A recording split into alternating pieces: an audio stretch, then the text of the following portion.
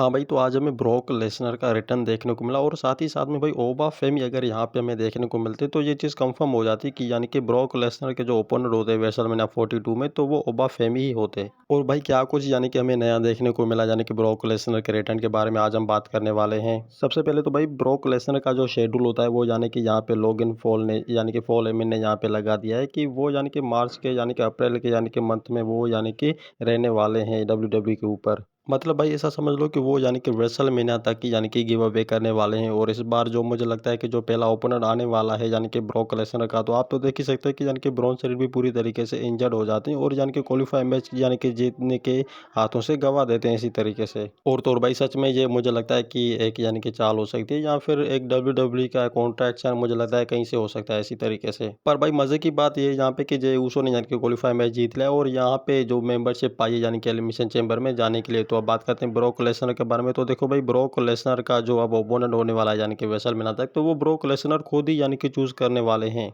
और तो और भाई साथ ही साथ में ये यानी कि हमें आज पता चल गया है क्योंकि यहाँ पे जो लोगन फॉल कहता है कि वो अभी के टाइम यानी कि ब्रॉक लेसनर जो चल रहे हैं तो वो अंडरटेकर की हिस्ट्री को यानी कि लेकर के चल रहे हैं। मगर समझ रहे हो आप ये बात, क्योंकि वो ब्रॉक लेसनर की जो अब इसी यानी कि एक मर्चेंडाइज आ चुकी है जो अंडरटेकर को टक्कर दे सकती है। भाई साफ साफ शब्दों में मैं आपको कह देता हूँ, क्योंकि ब्रॉक लेसनर जो है अभी के टाइम में करेंडा के ऊपर डब्ल्यू मंडे नाइट रो नेटफ्लिक्स के ऊपर, तो यहाँ पे जो लेगेसी होती है यानी कि ब्रॉक लेसनर की, तो इस ओपोनेंट के अगेंस्ट होती है कि वो अंडरटेकर को अचीवमेंट करके यानी कि पीछे धकेल कर चले गए हैं आगे। और तो और भाई सच में अगर देखा जाए कि ब्रॉक लेसनर की अब जो आगे की जो प्लानिंग होने वाली वो बहुत यानी कि खतरनाक होने वाली है, क्योंकि यहाँ पे ओबा फेमी का मुझे लगता है कि कहीं ना कहीं से हमें यहाँ पे ट्रिब्यूट देखने को मिलेगा। जहाँ तक कौन सी डेटेज है यानी कि ब्रॉक लेसनर को यानी कि रिटर्न करने की यानी कि मंडे नाइट रॉ के ऊपर, तो कहीं से यानी कि ओबा फेमी अगर फेस टू फेस खड़े हो जाते हैं ब्रॉक लेसनर के, तो आप ऐसा समझ लो 100% जो